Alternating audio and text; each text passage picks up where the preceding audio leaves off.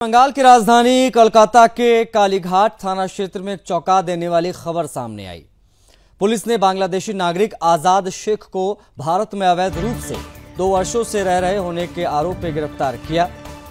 आजाद न केवल बिना पासपोर्ट और वीजा के भारत में रह रहा था, बल्कि उस पर गंभीर आपराधिक गतिविधियों में शामिल होने के भी आरोप सामने आए हैं। मामला तब गंभीर और ज्यादा हो गया जब 18 मई को आजाद शेख ने लापरवाही से वाहन चलाते हुए एक पुलिसकर्मी एएसआई सुसेन दास को टक्कर मार दी और मौके से भाग गया। इस घटना में घायल एएसआई को तुरंत अस्पताल में भर्ती कराया गया। बांग्लादेशी घुसपैठी के खिलाफ बीएनएस की धाराएं लगाई गई हैं और मामला दर्ज कर लिया गया है। साथ ही उस पर सरकारी अधिकारियों को झूठे बयान देने के भी आरोप उसके ऊपर लगे हैं। ये घटना न केवल आधिकारिक मामला है, आपराधिक मामला है, बल्कि इससे कहीं गहरा और चिंताजनक पहलू उजागर होता है। देखिए, बांग्लादेशी घुसपैठियों का बढ़ता नेटवर्क और भारत की अतिरिक्त सुरक्षा पर मंडराता खतरा।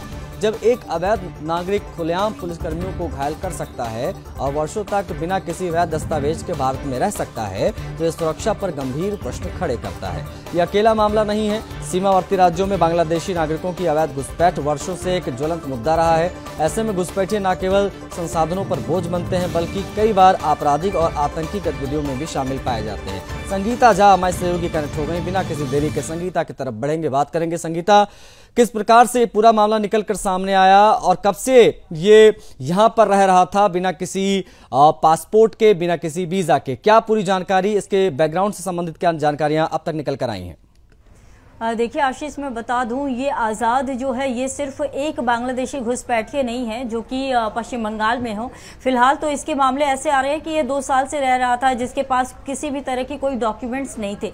लेकिन आप ये समझिए आशीष, पश्चिम बंगाल में ऐसे कई जगह हैं जहां पर बांग्लादेशी काफ़ी संख्या में मौजूद हैं। ये मामला जब सामने आया, जब इस पर पुलिस ने कार्रवाई की, तो इस मामले पर देखिए जो वहाँ की बीजेपी जो विपक्ष में है, उन्होंने कहा कि ये बस एक आई वॉश है जो कि सरकार के द्वारा किया जा रहा है। वो यह दिखाना चाहती है कि बांग्लादेशी घुसपैठियों के खिलाफ जो है टीएमसी सरकार कार्रवाई कर रही है।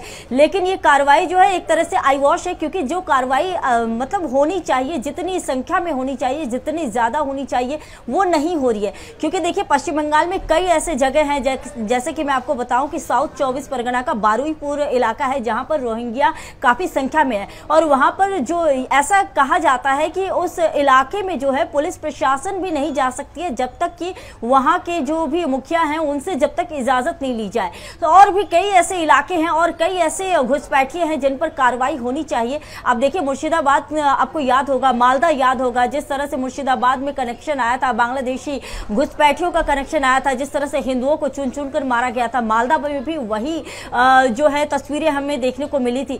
तो सबसे ज्यादा जरूरी है, सिर्फ एक ऐसे बांग्लादेशी एक नहीं है जिसके ऊपर कार्रवाई होनी चाहिए। और साथ ही देखिए, इसी बीच ये अभी खबर आई थी कि मुर्शिदाबाद में भी कल जिस तरह से कोलकाता में हुआ, ऐसे ही मुर्शिदाबाद से भी 8 बांग्लादेशी घुसपैठियों को गिरफ्तार किया गया है। लेकिन ये कुछ ही परिमाण में है। लेकिन पश्चिम बंगाल में कई ऐसे इलाके हैं जहां पर काफी संख्या में बांग्लादेशी घुसपैठिए रह रहे हैं। और देखिए, एक और बहुत बड़ी जानकारी मैं आपको बताऊं कि कल ही एक बांग्लादेशी जो घुसपैठी है, उसने आरोप लगाया कि पश्चिम बंगाल के टीएमसी के नेता, वो भी विधायक है, वो काकद्वीप के विधायक है, उनका नाम है मंटू राम पाखीरा।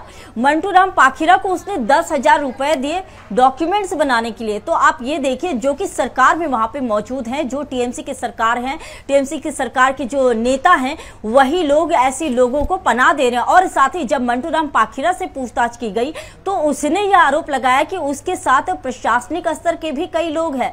तो ये बहुत बड़ी बात है। मतलब ये बहुत जरूरी यहाँ पर हो जाता है संगीता के केंद्र और राज्य दोनों मिलकर इस पूरे मामले को गहनता से लें और देखें कि कितने ज्यादा और कितने बड़े पैमाने पर घुसपैठिए यहाँ पर रह रहे हैं।